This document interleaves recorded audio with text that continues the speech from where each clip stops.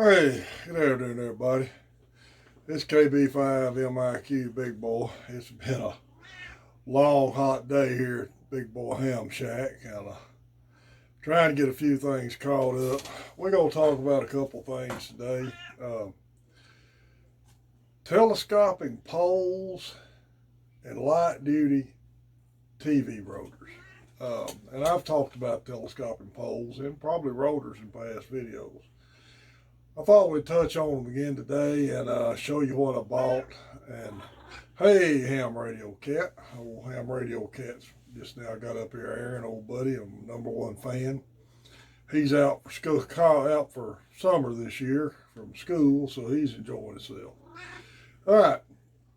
I've told y'all in the past, everything I do on this channel is about being on a budget and showing new hams ways to get on the air that are more budget friendly. Anything you spend above what I say is great.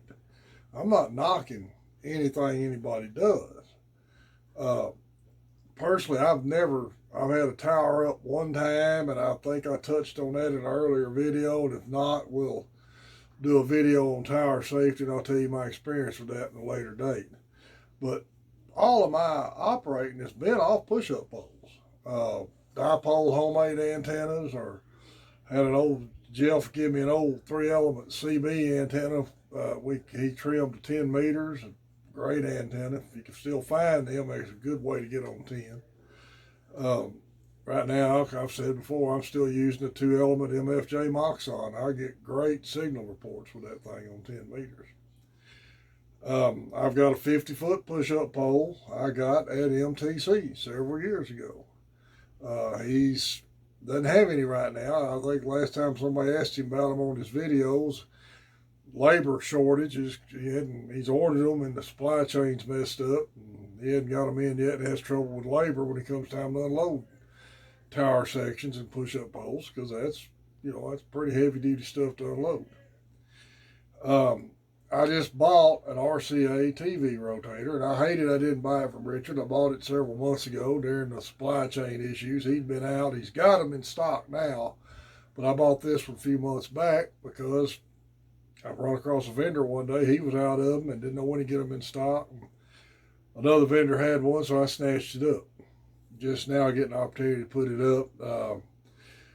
I run a small farm here and had COVID and back issues back in the winter, and I'm about 2 months behind on everything. So I got the thing up today, and we're going to talk about it.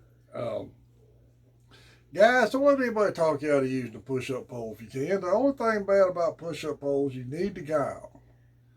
They got to be guided, unless you're not going to go up very high with it. And even then, they still probably wouldn't hurt to guide. 3/8 black Dacron rope makes an excellent guy rope for them things. It's got good UV resistance. Now, I'll be the first to admit I've got an understanding wife. I don't live in an HOA. I live out in the country. I own all the property on 3 sides of me.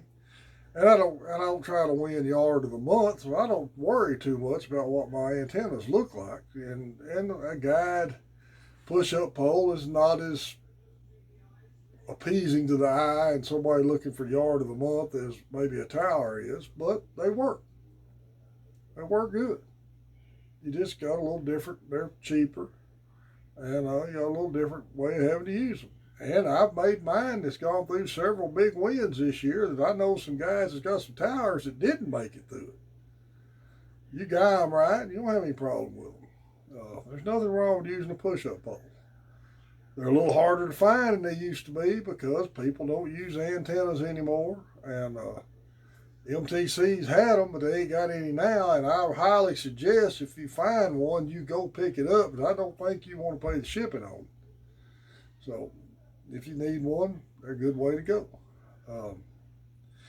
Now, I bought one of the RCA TV antenna rotors. And Richard, the MTC's got the exact same one. And like I said, he didn't have it when I just snatched this one up several months ago, just now getting to put it up. I've had hams tell me, oh, them things won't hold nothing. Well, I'm going to relate you a little story about what they will work with. Now, They're not high gain, tail twisters, ham 3, ham 4 rotors. I'll be the first to admit that. But we'll tell off on WD5HKV. My old buddy Jeff, back in the 90s, he put a tower up. He put up 40 foot of Ron tower. I saw this antenna he cut in because the guy that got me my first 701, I believe, got Jeff this antenna. Old man out in the DFW area had gotten in bad health and getting rid of his stuff. He was an antenna experimenter. He had a full-size Mosley T33, which is a high dollar tri-bander. They still offer them. And they offer a T33 Junior. This was the full-size T33. He had changed the boom to a piece of 3-inch aircraft-grade aluminum tubing. And he had added another full-size Mosley director on it. So Jeff actually had a 4-element, full-size T33 Mosley tri-bander. Now this is a big antenna. I joke with him. I call it he had the wing spar of a C-130 up. All right. Jeff's been on a budget like I have in ham radio. We both worked together for years, and we both do this on a budget. Jeff took one of these used, and and the boomer in me had to kick in here. I hated to buy a new one because I'd never have owned a new rotor. Jeff and I used to go sidewalk sales and Hamcom and buy these old things up, used rotors for $5, $10, $15, $20. And I just now run out of them. And Jeff was using the used one. He took some all thread and lined that rotor up in the top section of a RON 25 tower, under where the mast goes through.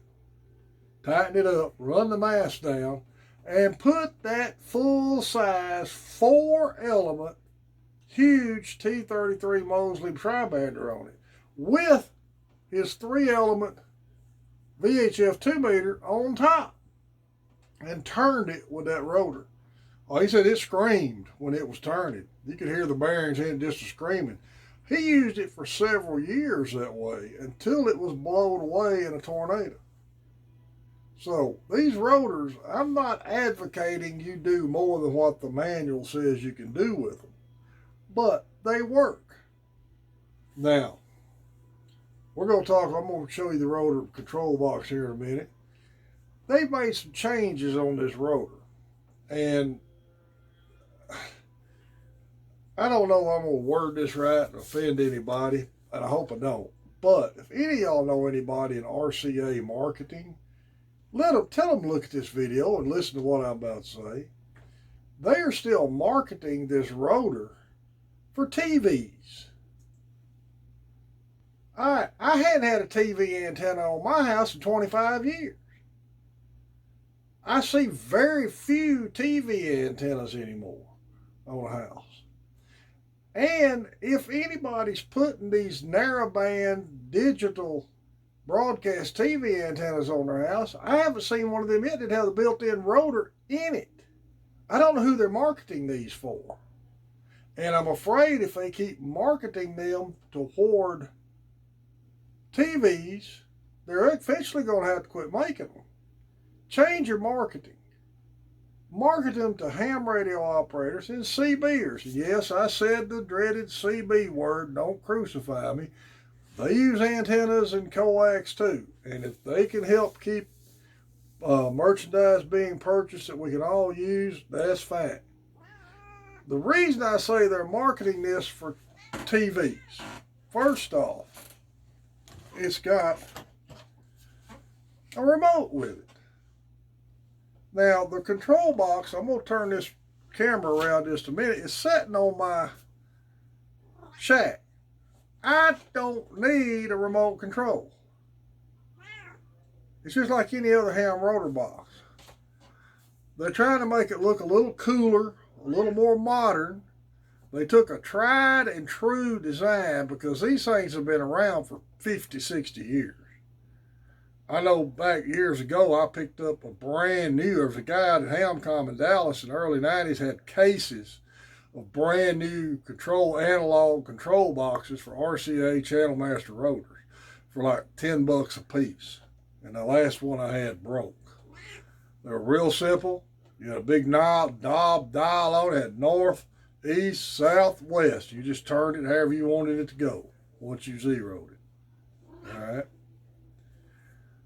In the effort to make these things look a little cooler, I guess, they've got, it's a 3-conductor setup. I'm a boomer. I'm half blind, I guess. They've made a little bitty circuit strip in there. It used to be bigger where you could easier to put the wires on it, especially on a control box. I mean, it's a little bitty area now that you got to put them 3 wires under, which that's fine. I got me a headlight and got it done. Now, their instructions are a little bit to be desired, leave to be desired. And I'm going to give you a real shortcut on how to rotate. If you buy one of these, how to zero it. The old ones I had used to have north, had an N and an arrow embossed on the top of it. And when you mounted it, you turned it that way. All right, I'm going to stop this for a second and turn this camera around where you can see what I'm doing. Y'all hang on a second. Okay, there's your box. When you get this thing, there's a button here. Let me get my glasses on where I can tell you exactly what it says. Hold on. Okay, that button here, it says initial. Once you turn it on, there's a button there that says initial right there. You push that, this zero memory and this degree will flash. It'll start counting down from 30. And when it stops flashing, you're going to be on 0, 0. Stop right there. Don't do anything else. Because where it says degree times 10, 0, 0, they call it starting position. That's actually north. 09 is 90 degrees from start. 18, 180 degrees from start. 270 is 270 degrees clockwise from start. 36 back north again. It goes this long, NASA directions on how to recalibrate everything. Once you do that initial setup and it says 0, 0, do this. Go out there to your pole, take a pipe wrench, turn that sucker due north, and stop.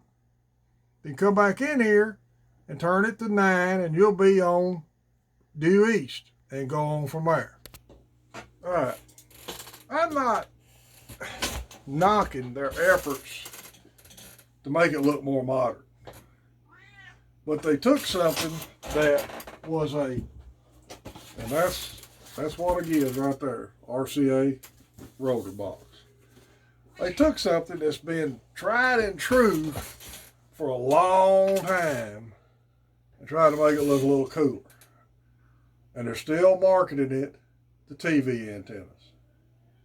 If anybody's got any say-so with RCA, try to get them to change their marketing up, do away with the remote, simplify the instructions just a little bit, which anybody can understand what I said. Just stop right there and you're good. This is an excellent rotor for TV, for CB, ham radio antenna and CB.